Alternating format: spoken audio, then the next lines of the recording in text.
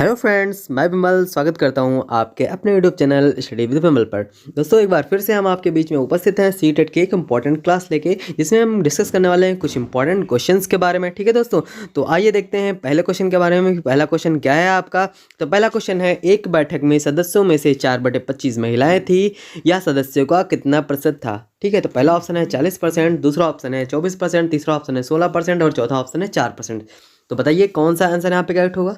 ठीक है, तो हम यहाँ पे सॉल्व करके फिर देखते हैं। ठीक है, तो सबसे पहले देखते हैं कुल सदस्य यहाँ पे कितने हैं फ्रेंड्स, 25 हैं। बात करेंगे यहाँ पे महिलाओं की, तो महिलाएं यहाँ पे कितनी हैं, 4 हैं। ठीक है, अब हम आगे देखते हैं इसमें पुरुष कितने हो जाएंगे, तो पुरुष हो जाएंगे हमारे यहाँ पे 21। ठीक है, बात करते हैं यहाँ पे हम जो परसेंटेज की, पुरुषों की संख्या के परसेंटेज की, तो पुरुषों की संख्या का परसेंटेज यहाँ से हम निकालते हैं 21/25 × 100, ये हमारा आ गया 84%। बात करेंगे महिलाओं की संख्या के परसेंटेज की, तो ये कितना हो जाएगा, महिलाएं कितनी हैं यहाँ पे 4 हैं, 4/25 × 100। ठीक है, तो यहाँ पे कितना हो गया हमारा 16%, राइट आंसर। अगले क्वेश्चन की ओर बढ़ते हैं। एक दुकान में अपनी कीमतों में 10% की कमी की, एक सामान की नई कीमत क्या है जो पहले रुपए 500 में बेची जाती थी? ठीक है, तो यहाँ पे आपको 4 ऑप्शन दिए हुए हैं। जल्दी से आप लोग बताइए कौन सा आंसर यहाँ पे करेक्ट होगा। सॉल्व करिए और बताइए कौन सा आंसर करेक्ट होगा, फिर हम आपको इसका सोल्यूशन प्रोवाइड करते हैं। ठीक है, जल्दी से आप लोग बताइए कौन सा आंसर करेक्ट होगा, जल्दी से बताइए। तो आइए देखते हैं यहाँ पे कौन सा आंसर यहाँ पे करेक्ट होगा। तो सबसे पहले हम क्या देखेंगे यहाँ पे, सबसे पहले हम देखेंगे वस्तु का पुराना मूल्य जो है वो कितना है, 500 रुपये है। ठीक है, वस्तु का पुराना मूल्य 500 रुपये है। आगे हम बात करते हैं किसके बारे में, वस्तु के मूल्य में जो 10% की कमी की गई, ठीक है, वो कितना हुआ, कमी कितनी हो जाएगी। जब हम 10% की कमी कर देते हैं तो हमारा कितना आ गया, 50 रुपीज़ आ गया। ठीक है, अब 50 रुपये आ गया, हमसे पूछ रहा है नया मूल्य। ठीक है, नई कीमत, तो नया मूल्य हमारा हो जाएगा पुराने मूल्य माइनस कमी कर देंगे। पुराने मूल्य में से क्या कमी को माइनस करेंगे, हमारा क्या आ जाएगा, नया मूल्य आ जाएगा। तो 450 यहाँ पे राइट आंसर हो जाएगा, यानी कि कौन सा ऑप्शन करेक्ट होगा, थर्ड ऑप्शन करेक्ट हो गया। अगले क्वेश्चन की ओर बढ़ते हैं। नीचे तापमान का एक डाटा सेट दिया गया है, डाटा परिसर क्या है? परिसर आपको पता होगा क्या होता है, यहाँ पे 4 ऑप्शन दिए हुए हैं, जल्दी से आप लोग बताइए। परिसर इंपॉर्टेंट टॉपिक है, ठीक है, बहुत बार पूछा गया। तो परिसर होता है उच्च सीमा माइनस निम्न सीमा, यानी कि maximum value minus minimum value. Maximum value क्या है, 8 है, माइनस साइन लगाएंगे, -8 हमारे यहाँ पे मिनिमम वैल्यू है। दोनों का सम कितना हो जाएगा, 16 हो जाएगा, यानी कि हमारा जो यहाँ पे करेक्ट आंसर आ जाएगा वो हमारा क्या आ जाएगा, यहाँ पे सेकंड आंसर यहाँ पे हमारा करेक्ट हुआ, सेकंड ऑप्शन यहाँ पे करेक्ट आ जाएगा। ठीक है, यानी कि 16 डिग्री सेल्सियस आ जाएगा। ठीक है फ्रेंड्स, तो यहाँ पे 16 डिग्री सेल्सियस।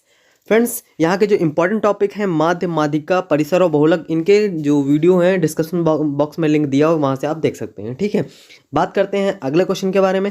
एक सिक्का 10 बार उछाला जाता है और परिणाम इस प्रकार अवलोकित किए गए हैं। ठीक है, head tail head tail tail head head tail head head. चित्त प्राप्त करने की संभावना क्या है? चित्त का मतलब पता है आपको, चित्त का मतलब हेड प्राप्त करने की संभावना क्या है, हेड प्राप्त करने की संभावना क्या है? तो चित्त का मतलब हेड प्राप्त करने की संभावना, सबसे पहले हम टोटल काउंट कर लेंगे। टोटल को काउंट करने के बाद इसके बाद चित्त कितने हैं, यानी कि हेड कितने, 1 2 3 4 5 6। ठीक है, तो यहाँ पे कुल परिणाम कितने हैं, 10 हैं। ठीक है, बात करेंगे यहाँ पे हम चित्त की, तो चित्त आने की जो संख्या है वो कितनी है, 6 है, जैसा कि हमने आपको बताया था अभी। और चित्त आने की जो संभावना है, तो चित्त आने की संख्या बटे कुल परिणाम। ठीक है, यानी कि 6/10 करेंगे तो कितना हो जाएगा, 2 3 जा 6 और 2 5 जा 10, यानी कि कितना आ जाएगा, 3/5 यहाँ पे राइट आंसर हो जाएगा, यानी कि फर्स्ट ऑप्शन। अगले क्वेश्चन की ओर बढ़ते हैं। संख्यात्मक व्यंजन 3/7 प्लस -7/8 इक्वल टू 25/56 दिखाता है कि पहला ऑप्शन है परिमेय संख्याएं योग के अंतर्गत समृद्ध होती हैं, दूसरा ऑप्शन है परिमेय संख्या व्यवकलन के अंतर्गत समृद्ध होती हैं, तीसरा ऑप्शन है परिमेय संख्या गुणन के अंतर्गत समृद्ध होती हैं, चौथा ऑप्शन है परिमेय संख्या विभाजन के अंतर्गत समृद्ध होती है। बताइए यहाँ पे कौन सा आंसर करेक्ट होगा, जल्दी से आप लोग बताइए कौन सा आंसर यहाँ पे करेक्ट होगा। कमेंट बॉक्स में कमेंट करें जल्दी से, कौन सा आंसर यहाँ पे करेक्ट हुआ फ्रेंड्स। यहाँ पे फर्स्ट ऑप्शन आपका करेक्ट हो जाएगा। ठीक है, फर्स्ट ऑप्शन आपका यहाँ करेक्ट हो जाएगा। अगले क्वेश्चन की ओर बढ़ते हैं। निम्नलिखित 3D आकृतियों में से शीर्ष नहीं होता है, किसमें शीर्ष नहीं होता है, जल्दी से आप लोग बताइए। पिरामिड, प्रिज्म, शंकु और गोला। आपको पता है, यहाँ पे 100% पता है, सभी को पता है कि शीर्ष तीनों में होता है, ऊपर के 3 ऑप्शन, लास्ट वाला जो ऑप्शन होता है गोला, उसमें नहीं होता है। ठीक है, किसमें नहीं होता है, लास्ट वाला जो ऑप्शन होता है गोला। गोला देखो क्या होता है, एकदम गोल होता है, तो उसमें शीर्ष नहीं होते हैं। ठीक है, नहीं होते ना, तो उसमें सीड्स नहीं होते हैं। अब ये आपको बता दिया गया किसमें कितने सीड्स होते हैं। पिरामिड में 8 होते हैं, प्रिज्म में 6 होते हैं, शंकु में 1 होता है और गोला में कोई सीड्स नहीं होता है। यानी कि आंसर आपका कौन सा यहाँ करेक्ट होने वाला है, आपको पता चल गया यहाँ पे कौन सा आंसर करेक्ट है। यानी कि यहाँ पे आपका फोर्थ ऑप्शन जो है गोला एकदम करेक्ट आंसर है। ठीक है, तो गोले को आप टिक करके आएंगे, गलती बिल्कुल नहीं करेंगे, ध्यान से देख लीजिएगा किसमें कितने सीड्स होते हैं। तो यहाँ पे फोर्थ ऑप्शन आपका करेक्ट है। अगले क्वेश्चन की ओर बढ़ते हैं। 5/7 इंटू 5/7 की पावर 4 है इंटू 5/7 की पावर -3 इक्वल टू जो है 5/7 5x-2 हो तो x की वैल्यू, पहला ऑप्शन है 1/5, दूसरा ऑप्शन है 2/5, तीसरा ऑप्शन है 3/5 और चौथा ऑप्शन है 4/5। आधार एक जैसा हो तो क्या होती हैं, घातें जुड़ जाती हैं। ठीक है, तो सबसे पहले जो दिया हुआ है आधार एक जैसे हैं तो घातें क्या जुड़ जाएंगी, तो 4 - 3 हो जाएंगी। 5/7 की पावर 4 - 3 हो जाएगा तो कितना आ जाएगा फ्रेंड्स, यहाँ पे 4 - 3 कितना होता है, 1 होता है। तो 5/7 की पावर कितना हो जाएगी, 1 हो जाएगी। ठीक है, तो 1 अब जब आधार सेम है तो क्या हो, बराबर के दोनों तरफ जब आधार बराबर हो तो घात भी बराबर होगी। ठीक है, तो 1 इक्वल टू कितना हो जाएगा 5x-2, x की वैल्यू कितनी आ जाएगी 3/5। यानी कि यहाँ पे हमारा कौन सा आंसर करेक्ट होगा, यहाँ पे हमारा थर्ड ऑप्शन करेक्ट हो जाएगा। अगले क्वेश्चन की ओर बढ़ते हैं। मानिए कि 3 परिमेय संख्याएं जहाँ a 3/5, b 2/3 और c -5/6 है, तो निम्नलिखित में से कौन सा कथन सत्य होगा। पहला ऑप्शन दिया हुआ है, दूसरा ऑप्शन दिया हुआ है, तीसरा ऑप्शन और चौथा ऑप्शन। सभी में हम वैल्यूज़ पुट करके देखेंगे फ्रेंड्स, सभी में हम वैल्यूज़ पुट करके देखेंगे और देखेंगे यहाँ पे हमारा कौन सा आंसर करेक्ट होता है। सारी वैल्यूज़ हमको दी हुई हैं यहाँ पे, हमको बस वैल्यू पुट करना है और इस जो ऑपरेशन को है सॉल्व करना है और फाइनली हमको आंसर प्राप्त हो जाएगा। तो जल्दी से आप लोग बताइए यहाँ पे कौन सा आंसर करेक्ट होगा, जल्दी से आप लोग बताइए, कमेंट बॉक्स में कमेंट करिए। और किसी भी प्रकार की क्वेरी के लिए आप हमसे कांटेक्ट कर सकते हैं। फ्रेंड्स, यूपी टेट का नया नोटिफिकेशन आ गया है। जो भी अब आपकी वैकेंसीज आएंगी उसमें यूपी टेट का 1/4 मार्क्स आपका जुड़ेगा, तो इसलिए हमारे चैनल से जुड़े।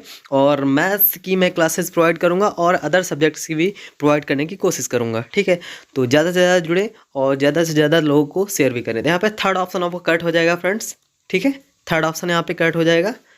जब हम वैल्यू रख के सॉल्व करेंगे तो यहाँ पे थर्ड ऑप्शन हमारा यहाँ पे करेक्ट होगा। ठीक है, तो इसलिए अगले क्वेश्चन की ओर बढ़ते हैं।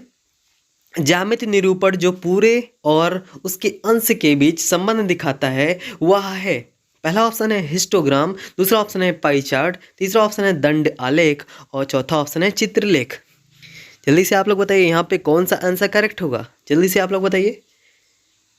तो यहाँ पे आपका जो पाई चार्ट है ये दिखाता है। ठीक है, तो सेकंड ऑप्शन करेक्ट हो जाएगा फिर। ठीक है फ्रेंड्स, तो याद ध्यान देंगे इसको, ज्यामिति निरूपण जो पूरे और उसके अंश के बीच संबंध दिखाता है।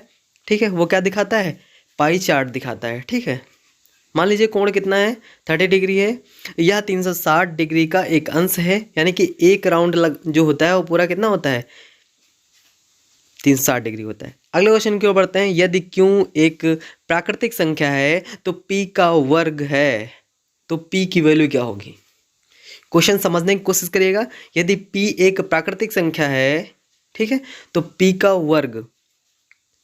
वर्ग क्या होगा, तो p का वर्ग का मतलब क्या होगा, p स्क्वायर हो जाएगा। p स्क्वायर इक्वल टू कितना हो जाएगा, क्यों हो जाएगा। ठीक है, p स्क्वायर इक्वल टू क्यों हो गया। अब p का जो स्क्वायर हटेगा तो q पे क्या लग जाएगा, अंडर रूट लग जाएगा, 1/2 पावर लग जाएगी। तो q का वर्गमूल है। ठीक है, क्या है, q का वर्गमूल, यानी कि आपका सेकंड ऑप्शन यहाँ पे करेक्ट हो जाएगा। कौन सा ऑप्शन, सेकंड ऑप्शन यहाँ पे करेक्ट हो जाएगा। आज के लिए बस इतना ही। अगर मेरा वीडियो आपको पसंद आया तो please like, subscribe and share. Thank you दोस्तों।